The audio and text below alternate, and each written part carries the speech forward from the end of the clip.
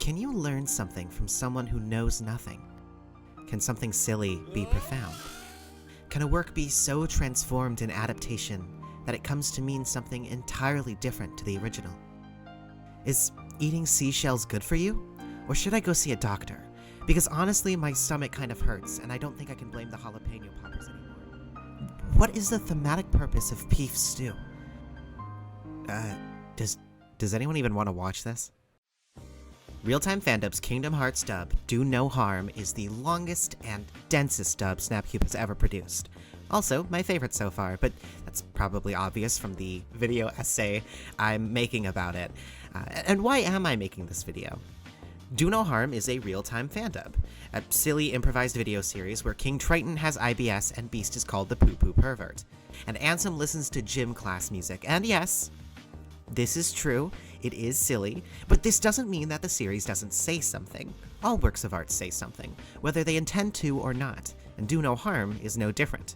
In fact, over the course of my analysis, I've discovered a veritable treasure trove of interesting design, story, character, and world-building details that develop a few really beautiful themes as the story goes along. Do No Harm does have something to say and lessons to teach, and I've spent the last couple of months obsessing over this, so you have to watch this. Now, before we start, I have a couple of things I want to say. First, delving into the deeper meanings and ideas of Do No Harm means taking a lot of very silly things very seriously. Or not even, but just sincerely. Be willing to take things as they are. This is a work where everything had to be improvised on the spot, so you can have beautiful, meaningful lines that are immediately followed up by, "Why do things keep shitting all over the place? I'm sick of it!" And the connections at the core of this analysis are accidental, and at times the work can contradict itself. But if you're willing to go on this journey with me and suspend your disbelief just a little too much, I think we can find something really beautiful. Second, yes, I did have to break this up into multiple parts. I'm sorry, but there's just so much to talk about that I wanted to get this out in time at all. I needed to break it up. So this video will focus on an introduction of the themes and ideas that we are working with, and an analysis of the events and characters in episode 1. Third, maybe most importantly, I'm just one girl. I don't know everything. I probably missed some stuff, even entire themes that just went over my head. So feel free to add on to this, whether in the comments or in your own way too long video essay. I'd love to see it. And last, thank you. Thank you for watching. If anyone from the cast or crew of the dub sees this, thank you for making such a wonderful work of art. It's been such an amazing experience working on this, and I have all of you to thank for it. So yeah. And to everyone who's here from Tumblr, which is probably everyone, thank you for your continued support throughout this process. I don't think I would be able to keep doing this with as much fervor and excitement as I have had for it without the constant support and pushes forward from all of you. So thank you to everyone who's watching this and to anyone who is interested enough to watch a video essay about Do No Harm and its themes. Alright, let's break it down. What are the themes that we're looking at? What lessons does Do No Harm teach? Well, there's 3 major ideas I've been able to come up with. These can be really broad and a little dense, so breaking them down to their core components is tough, but I think I've got it. 1. Do No Harm is about the nature of violence, where it comes from, when it is necessary versus when it is not, how it can tempt and corrupt, and how we can learn to overcome it to fight for what we must without losing ourselves. 2.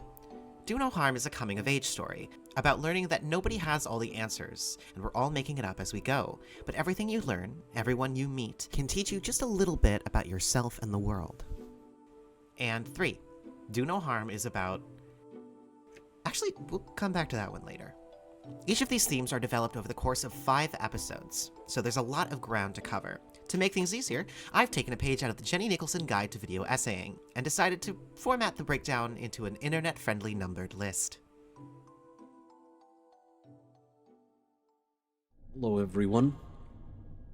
My name is Sora. Our story begins with a dream. Sora's dream. Dreams are often used in stories as a way to show a character's inner psyche, or foreshadow events to come. This dream does both. and it begins to introduce the themes we'll follow throughout the story, so it's important we start here. Sora is introduced and makes his first choice. Presented with big magic, boundaries, and blood, Sora chooses blood, leaving boundaries behind. This is vital for understanding Sora's character and the way his violence is portrayed. Sora isn't violent for violence's sake. He's not a monster. He just doesn't have good boundaries. He doesn't have a way to shield himself from that which could harm him. Instead, he must take up a weapon to fight back against it. For Sora, violence is a coping mechanism. But violence is at times necessary.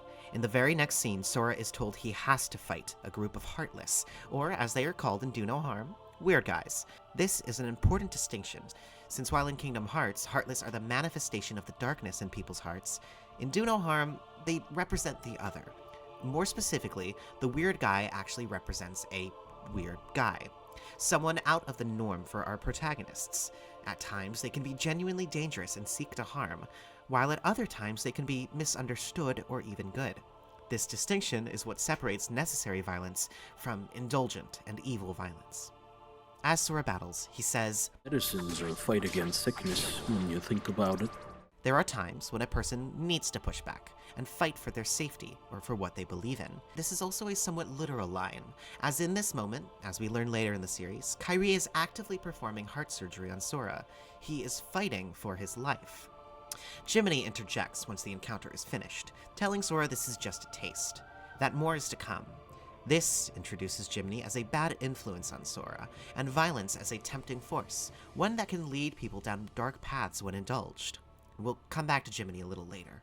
The dream continues, and we are introduced to the medical princesses via large stained glass platforms. Sora believes them to be gods, aspirational figures. This idea that doctors are seen as gods in this world carries on throughout the story. In episode 5, when Sora is asked to think of the best doctor, he first pictures a brilliant light he believes is God as well. A darker aspect of this comes with Ansem, who is described as an incredible doctor that called himself a god. This association between these aspirational figures, these doctors, and godhood is a very important motif throughout the story. We'll see it brought up a couple more times, so be on the lookout. As the dream continues, Sora is brought to a version of Destiny Islands with strange renditions of his neighbors. Dreamwalker asks Sora if even storms need friends, though clearly foreshadowing to Riku's attempt to do just that, befriend a storm. This also serves as a more metaphorical question throughout the work. Can something as chaotic and destructive as a storm be befriended? Is it worth trying? Sora answers, We all need a friend. We see time and time again in this story that no matter how weird or wild a person is, friends can make them better, can accept and nourish them. We'll see this with the folks in Traverse Town, in Riku and Kairi, and even with Maleficent, whose desperate desire for friendship leads her to an obsession with control. The final line of the dream is, we're all making it up as we go. This is what Sora and Riku will come to realize over the course of the story, that no adult they meet has all the answers they seek. They're messy and complicated. They're weird and don't know what they're doing, and all have their own desires that drive them. But they're expected to have all the answers, so they do what they can. Just make it up. They will also come to see that the adults who think they have all the answers, the kings, doctors, and so-called gods of the world, are the most dangerous. There's one last thing, an important line about dreams themselves. You know, they say dreams are prophetic. My mom likes to tell me it's your brain working through stuff you've already seen, though. For the audience, this dream is prophetic, foreshadowing and setting up the ideas explored throughout the story. But that's for the audience. For the cast, this sequence was created last, after the rest of the dub had already been made. For them, it's a way to organize and understand the story elements they had already seen. It maintains both meanings. But that's all on the dream for now. I will be calling back to this sequence though, since it's quite helpful, so keep it in the back of your mind. Maybe sometimes killing and hurting people is... Sign me up. Sora, our protagonist, is curious and always wants to learn more. Once he leaves home, he becomes very proactive in this effort, seeking out doctors to learn from, even if most of them don't give him much in the way of tutelage. He asks almost everyone he meets if they can tell him anything about how the heart works or how he can become a doctor. But while on the islands, we are introduced to another character trait of Sora that is equally as important and contradictory to his goals. his violent nature. This was first introduced in the dream, with his choice of blood, but expanded upon with Sora and Riku's sparring session. Though all in good fun, once he wins, Sora takes a bit too much enjoyment from the violence. I can feel the power coursing through me with every passing day. Every day I wake up a little bit older and stronger. Despite this fight only being practice and play, the violence tempts Sora. He likes the feeling of getting stronger, and with each passing battle, he does get stronger. But it pulls him more in the direction of indulgent violence. This spar also introduces an idea that will come back much later in the final episode, where to Riku and Sora, violence is okay as long as it's playing. To a certain extent, this series believes this is true as well, but violence can be a tempting force, and it can lead to disaster if not restrained. Excusing it as play can lead to it becoming ingrained or normalized in a child, and we see this with Sora. But for now, this idea is merely introduced. Despite his violent nature, Sora wishes to heal. His goal in life is to become a cardiologist, someone who fixes hearts, not harms them. He's just an incredibly impressionable young boy who has to learn to say no to the bad influences in his life and trust his instincts to help and heal, and that what he's been looking for was there the whole time. Just because you can't see doesn't mean it's not. Kairi's introduction is the surgery, though we don't realize this until much later. Instead, we first get to know her through her pondering on if there are other islands, and her desire to go find them, even without the promise that anything is out there. But her firm belief that there are other islands that Just because you can't see it doesn't mean it's not there. is enough for her. This line, like so many of Kairi's lines, has a double meaning. Yes, it refers to the islands, but also to herself. Sora is in search of a doctor, but the whole time, Kairi was a doctor, and he never knew it. In the end, Kairi is able to tell him, but only after he's gone on a long journey to learn to heal instead of harm. It's while we're here, on Destiny Islands, that we're also introduced to the seashells motif. Kairi eats seashells, and in Do No Harm, seashells represent boundaries. Now, I know that this is kind of a weird thing to drop, but let me explain. When analyzing a work of art, especially when analyzing its themes, it's important to pay attention to repeated imagery or motifs. They can tell you a lot about what the work is trying to say. The most common use case of something like this would be colors, like red and black symbolizing evil, and blue and white symbolizing good, i.e. Star Wars, Lord of the Rings, and even Kingdom Hearts. Sometimes these are used as shorthand, based on what the audience already knows, so that when a guy in spiky black armor and red eyes shows up, we can assume that they're the bad guy. But the more interesting use case of this is when a work creates its own imagery. It could still be based on something the audience is familiar with, but it's given different or just more complex meaning by the story. For instance, an item that's meant to represent a certain character, like roses for Anthe Himamea from Revolutionary Girl Utena, greatest anime of all time. Anthe constantly has rose imagery related to her. She's often seen tending to a rose garden. In the movie, she and Utena first meet amidst a field of rose petals, and the way that the other characters in the story interact with roses tells us a lot about how they feel about Anthe without ever needing to say it out loud. Kind of niche anime references aside, I think you get the idea. Do No Harm gifts us with an especially potent motif in seashells. Now, pre-established knowledge. We, as an audience, have a few associations for seashells already. Hermit crabs, oysters, clams, creatures that use shells to protect themselves. And we do see these represented.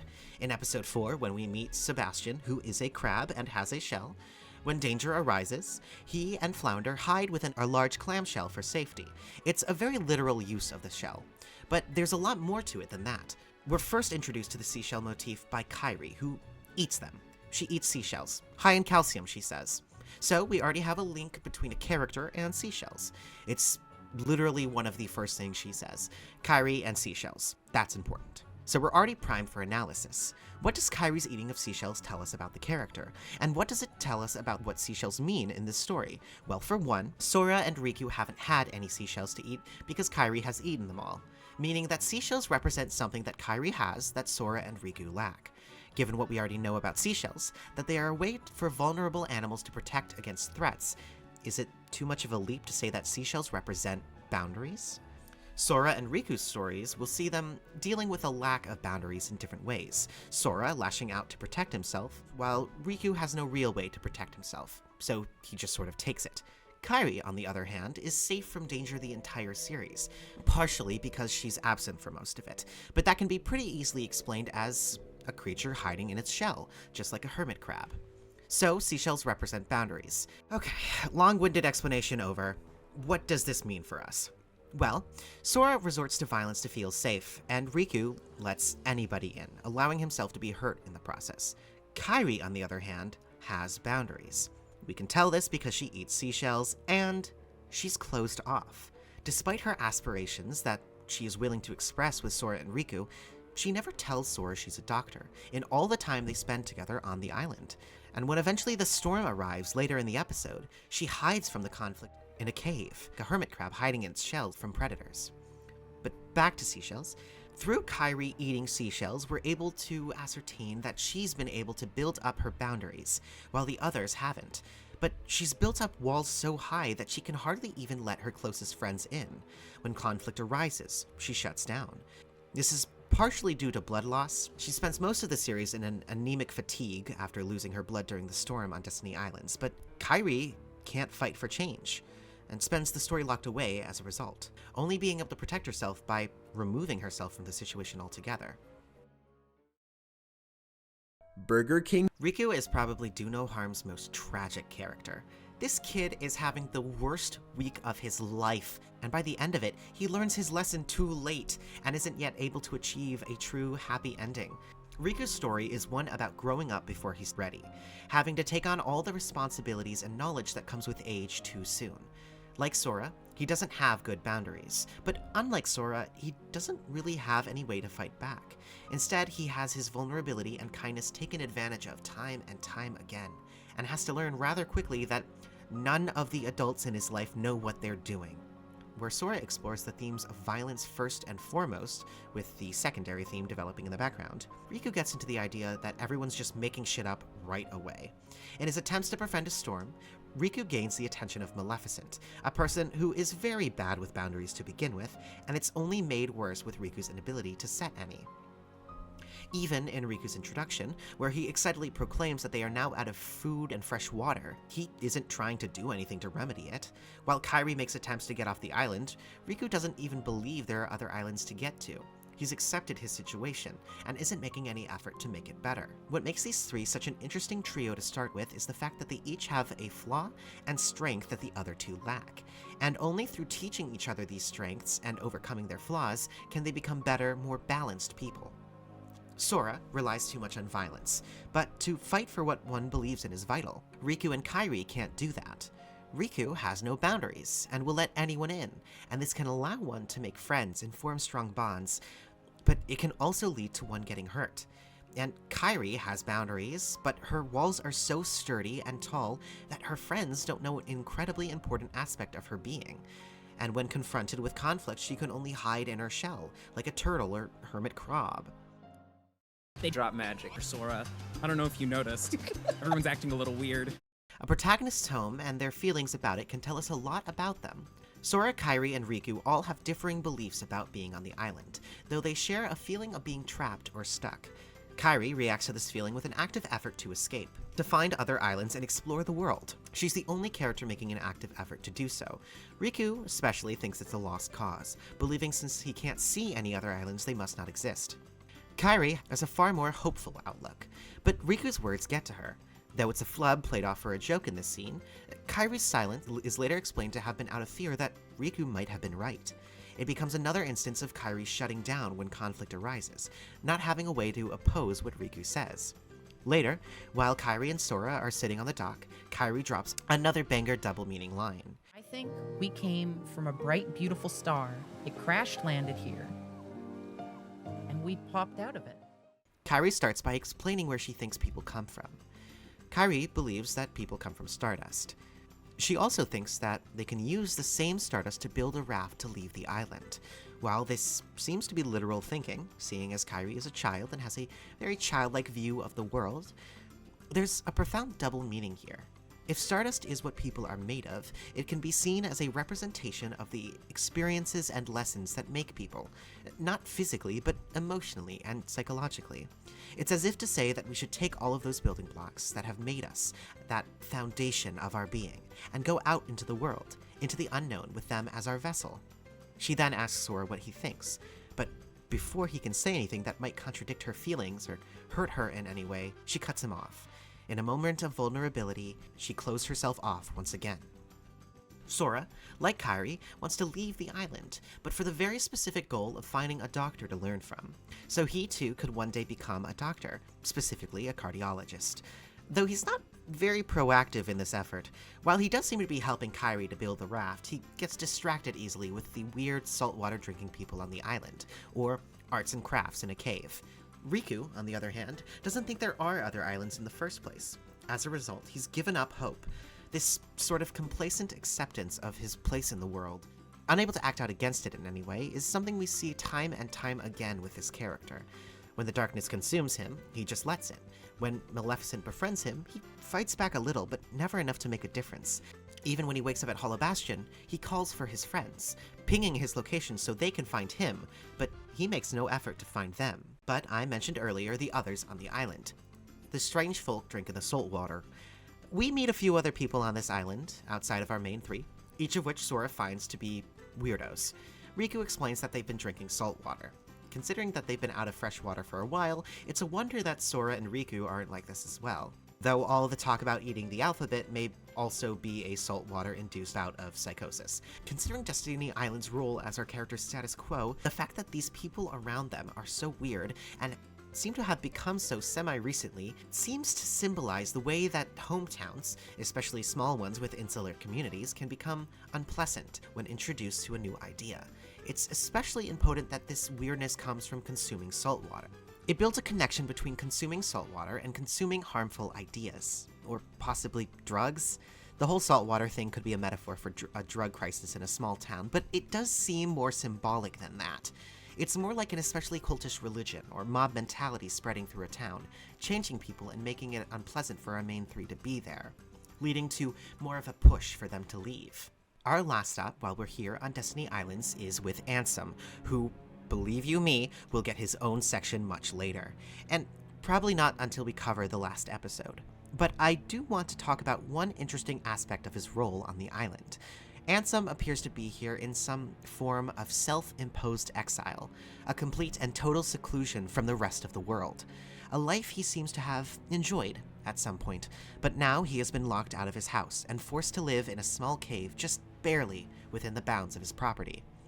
When Sora comes to draw pictures on the cave wall, just like the cave people long before him, Ansem voices his disdain. Seen you drawing pics on my wall. It's pretty good, don't you think? Not at all. Sora explains to Ansem that he wants to leave a mark, to be remembered. But Ansem believes that if anyone is to remember Sora, it would be As the boy that made my wall look like shit. This, I think, is actually a great insight into Ansem's character. Ansem is a little difficult to parse, especially early on. This is mostly because of how ridiculous he tends to be. Everything with the gym class CD and turning into a boat and making all blood is a lot, and the character within can get lost in all of that. But looking at what he says here through a different lens tells us everything we need to know about him at this stage in his character. When Sora hits Ansem with the absolute banger of a line, Well, even a bad story is a story people tell each other, sir. Ansem admits that he may have a point, though he says it in such a somber, solemn way. I believe that in this moment Ansem is projecting. That this belief that Sora won't be remembered and will fade into obscurity with time is what Ansem believes in himself. After all, the few times we do hear Ansem outside of his own monologues, he is never named, only referred to as a nameless king or god who created blood and hearts. His name has been forgotten. He has no friends, no kingdom.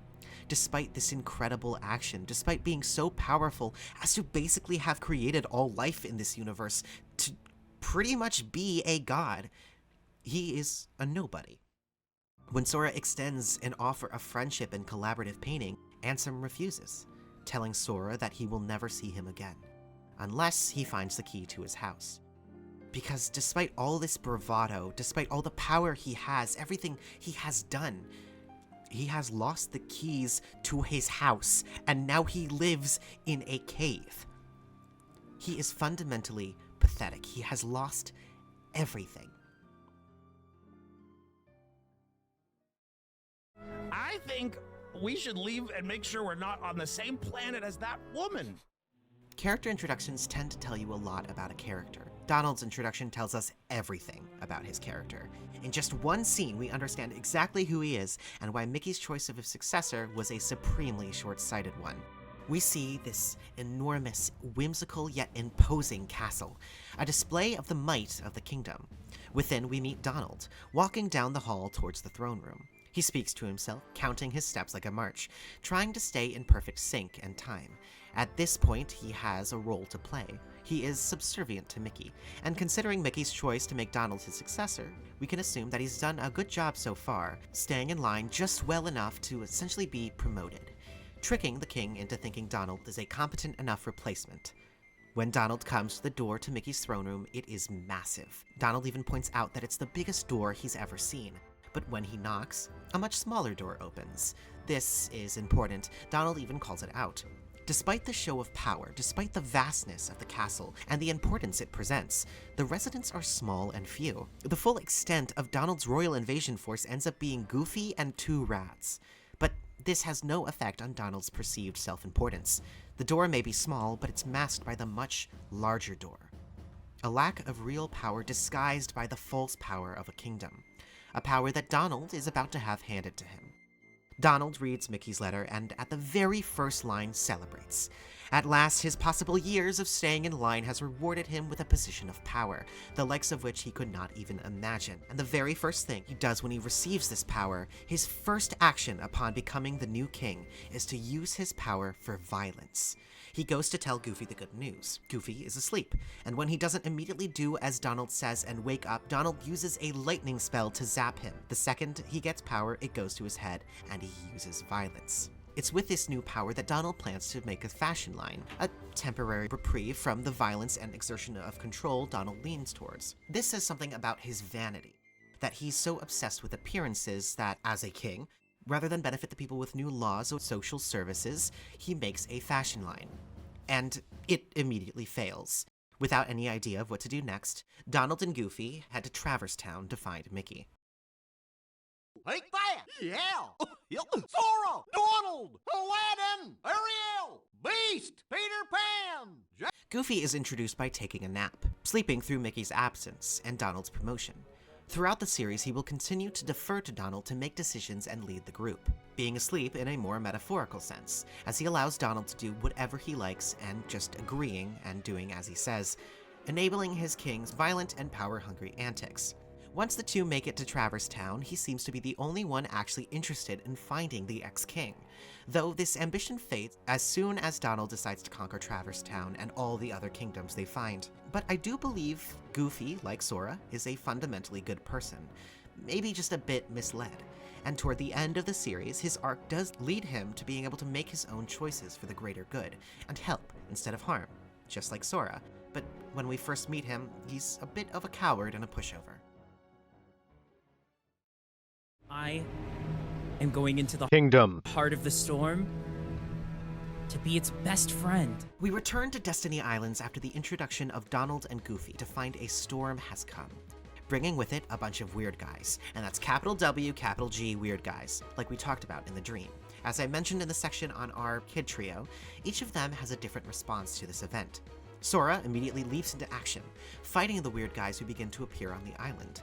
These weird guys do seem to actively want to get Sora, even though they're a little pathetic in their attempts, so it's good that Sora is fighting back against them and protecting himself. Riku's immediate response is to befriend the storm, to reach out in total vulnerability to help his friends, and gain a new one in the process. Sora recognizes the danger even though Riku doesn't, but it's too late and the darkness consumes Riku. But at this moment, Sora gets the keyblade, which is closely related to the weird guys in some way. There isn't much clear explanation for... Hold on a second. Let's just do a whole section on the keyblade. First, we got to get to the last member of our trio. Kairi hides from the danger in a cave, and as mentioned before, this is symbolically quite similar to an animal hiding within its shell. Did you see it? With the proximity to the door to Ansem's house, the key allows the door to be opened, and the ensuing rush of farts... Sora says that it's farts that rush out of Ansem's house. The fart rush causes Kairi to lose her blood and vanish, and for the majority of the rest of the story, she will be in an anemic fatigue. After he's separated from both of his friends, Sora meets the Storm, who seems to be quite friendly. The first non-dangerous weird guy Sora meets, in fact. Despite an amicable conversation starting between the two, with his cool new weapon, Sora attacks the Storm almost absent-mindedly. He's unable to help himself, though it's possible this was out of an attempt to play. After all, Sora and Riku would spar for fun, so it could be that Sora was attempting to do the same with the Storm. But this violence causes the Storm to run away and take Sora into the maelstrom above, one that would send him across the worlds to Traverse Town. And it's here, in Traverse Town, that we'll begin to explore Theme 2 a lot more, as not one of the adults Sora meets here has any idea what's going on and can't help him in any way with his quest to become a doctor. In fact, they push him fully in the opposite direction. Just goes to show you, some weird guys are gay and stupid. The whole Traverse Town group really exemplifies Theme 2. These are adults that don't really understand what's going on. They really don't have that many answers for Sora and have their own issues that they're dealing with. Though at times they are able to give advice that helps Sora, they're certainly not the mentor figure Sora is looking for, and can't help him all too much. The first adult Sora meets is Sid. Sora assumes that Sid is a doctor, but he is in fact not. He's been drinking coffee all day and shitting his brains out, which as we all know means he's not allowed to be a doctor. That's how I lost my medical license. Sid is aggressive and doesn't help Sora, telling him to Grow up. Eventually, Sid points out the green glowing portal in the back that he says would make Sora grow up quickly. This magical green portal is the first example of the green motif.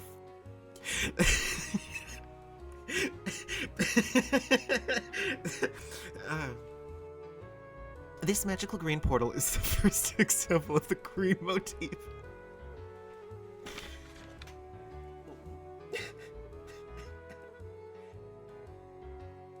This magical green portal is the first example of the green motif that'll come up much later with Maleficent.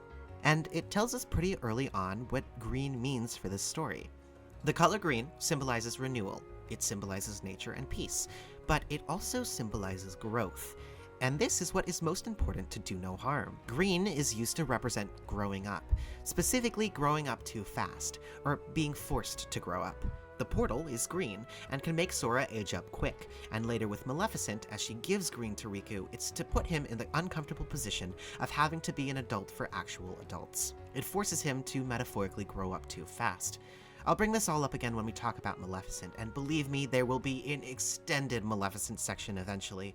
Despite not being helpful at all to Sora, Sid asks that he buy blocks for his ship. He's quite desperate about it too.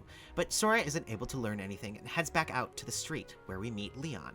Though it does seem that Leon knows something about the keyblade, pointing it out to Sora when they first meet. He immediately moves on and asks Sora to play swords, instead of explaining, and ends up going a little too hard, knocking Sora out. When Sora recovers, Leon does explain what he knows about the keyblade. For some reason, the weird guys are after it. And that's all he knows. Certainly not much of use to Sora. And when the weird guys do end up attacking, Leon runs off, letting the young boy aged 12 to 15 take care of it. It also seems that Leon doesn't even know what the story is. When Donald and Goofy arrives, he tells Sora, "Maybe these weird animals are right. If you want to find out who you really are, you should go with them." Which is like not the story? Is he stupid? Sleepy Aerith is also not much help.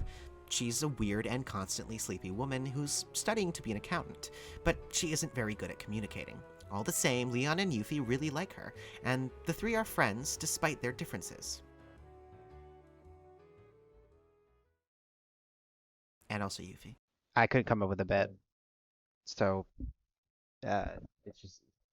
it's just number 10. Once the weird guys arrive in Traverse Town, Sora begins to dispatch of them. Some of them want to start a gaming group with Sora, so it's good that he kills them. As his battling takes him out of the alley, Donald and Goofy are struck and fall onto him. Suddenly, a massive weird guy appears and proclaims that they have stumbled into book club, and the book they shall be reading is House of Leaves. To not have to read, the group kills him. Sora realizes this is harsh, and Donald immediately puts the blame onto Sora for his death, already starting his trend of making others take responsibilities for his actions. He too played a role in killing the book club guy, but he won't take accountability. He's also already plotting on conquering Traverse Town and becoming their king as well. Leon tells Sora to go with Donald and Goofy, and despite not knowing what the story is, thinking Sora is trying to find out who he is, this teaches Sora the valuable lesson that he shouldn't attack every weird person he meets, that some weird people are okay. With this lesson learned, Sora makes friends with the 2 talking dogs, and they form an RPG party at last. This isn't for any reason. They just do it. They just sort of are a party now. Donald will end up taking charge for the most part, leading them to other kingdoms to conquer while Sora tries to find someone to teach him how to be a doctor, and Goofy is just along to do whatever Donald tells him to. Leon, Yuffie, and Sleepy Aerith see the newly formed party off and our adventure begins, but not before we see what the villains are up to. It's a very brief scene, but we do get a glimpse into what these characters are like, especially Maleficent, who says some vague, evil-sounding things, mostly just making up whatever she can to have everyone else believes that she knows what she's doing. It ends with a line about fruition, and she loves fruition, as though to say that it doesn't matter what it takes, whatever she needs to reach the end, because once she gets there, it will have been worth it. Whatever nonsense she has to cook up along the way isn't what's important, it's what it leads to. Fruition. There will be a much larger section on Maleficent in a later part, but for now, just a taste. Only a taste. Otherwise, we'd spoil the main course. That's why we call it the Keyblade War. I don't fucking know, man. This shit is so confusing, because for most of the story, the Keyblade is just sort of used as like a normal weapon, like the blade part of it, and then to conquer kingdoms, Sora shoots their keyhole, so it's kind of like a gun, I think, but also like a gun that gives you control of a place. Like he shoots it into Big Ben, and then it becomes like London is theirs, England belongs to Donald, and then in the last episode it's called a toy, like it's Sora's toy, and apparently whoever wields it is Sora, or maybe just Donald thinks that, and why does he think that? I don't fucking know, but Sora gets it back through the power of truth. And what? And Ansem has his own, but it's also a toy, but it can turn people into dead people or into doctors. So is it like a chance thing? Is it like luck? Is it like privilege? Are they medical tools? Or okay, so here's what we know by episode 1. The Keyblade is somehow related to the weird guys. They all want it and are seemingly drawn to it. Ansem also wants the Keyblade so he can get into his house, and it seems to be able to magically open his door. And Sora received the Keyblade after reaching out and trying to save Riku from the darkness. I don't know, maybe it's a metaphor for something. I got like 3 more parts to figure this out. You figure it out. Why does it gotta be me? Fuck! Hi, boys and girls. I'm Jeremy Albertson, aka the actor of Super Mario. So, before we go, I wanted to cover one last thing for this episode, the allegories and references. While a lot of media, especially in recent memory, uses references as a way to invoke nostalgia or, I know that, in the audience, good references are things that don't just remind you of another media, but instead present a connection between stories that deepens your understanding of each. When there's a reason to call your attention to a similarity between stories or a shared idea, or even sometimes an entire adapted story. For instance, if you have a romance story that makes reference to Romeo and Juliet halfway through, you can discern that this story likely won't end well for our 2 lovers. Even if at the time it's as simple as a quoted romantic line, looking deeper reveals the actually important connection, the thematic link between the 2 stories. Basically, the references a story makes can clue you in on what the work is trying to say. There's a couple references in this episode that are especially interesting. One because it helps us understand a character, and the other because it fuels one of my themes. The first comes with Riku giving a power star to Sora, saying that he needs to collect them all to save the castle. If you're not aware, this is a reference to Mario 64, where Bowser has taken over Princess Peach's castle, and Mario has to go through each world to collect power stars so he can reach Bowser and save Princess Peach. This is referenced right before we cut to Mario Castle, where Donald is made the new king. Symbolically, Donald Duck is Bowser, taking over the castle and exerting his evil power over his subjects. Mickey, in a way, is Princess Peach, who must be found in order to restore order to the kingdom hearts. And Sora is Mario because he is red and jumps, but this begs a question, doesn't it? Why is it called Mario Castle if it's meant to represent Peach's castle? I don't know. Just kidding, I do. Princess Peach is a monarch, and one presumably born onto the throne. We can assume this because baby Peach is a character that exists, which means that Peach was a baby princess once, and now she is an adult princess. But Mario is a plumber. He is a working-class citizen of the kingdom. Similarly, Mickey's final role in the story sees him taking a working-class role as a manager of a Burger King. But I think considering the line in the letter about erecting the castle themselves, that this kingdom was built in Mickey's lifetime by him and his friends, Mickey somehow did this himself. And considering the Mario reference, we can extrapolate more. Mickey was a working class man who somehow managed to climb the ranks through capitalism to become the king. So he is bourgeois, and considering that rather than solve any issues in his society, he ran off to become a Burger King manager, he represents the upper class that refuses to incite change, a complacent liberal capitalist who chooses to benefit from and support a corrupt system. Eventually, he does leave behind the crown. The power is taken by an opportunist with more aggressive and tyrannical policies. Do No Harm is commentary on the upper class's complacency in America today because of Mario. The second reference is to House of Leaves, a book by Mark Z. Danielewski, where a man named Johnny Truant explores a documentary called The Navidson Record, a film about a family discovering their house is larger on the inside than it is on the outside. The book is especially known for the esoteric and puzzling layout of many of its pages. Reading the book requires a lot of thinking and deciphering on the part of the reader. It is a purposely dense and convoluted book. In many ways, it bears similarities to Do No Harm, a story that requires deeper exploration and thought to truly understand its narratives and themes.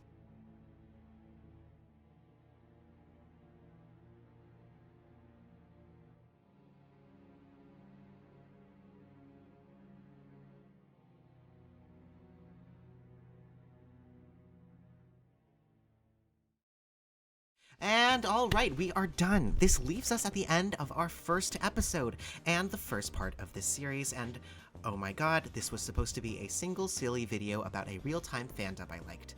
And since its conception, it has grown and developed and become so much more. I'm, like, actually hyperfixated on Do No Harm now. It's bad.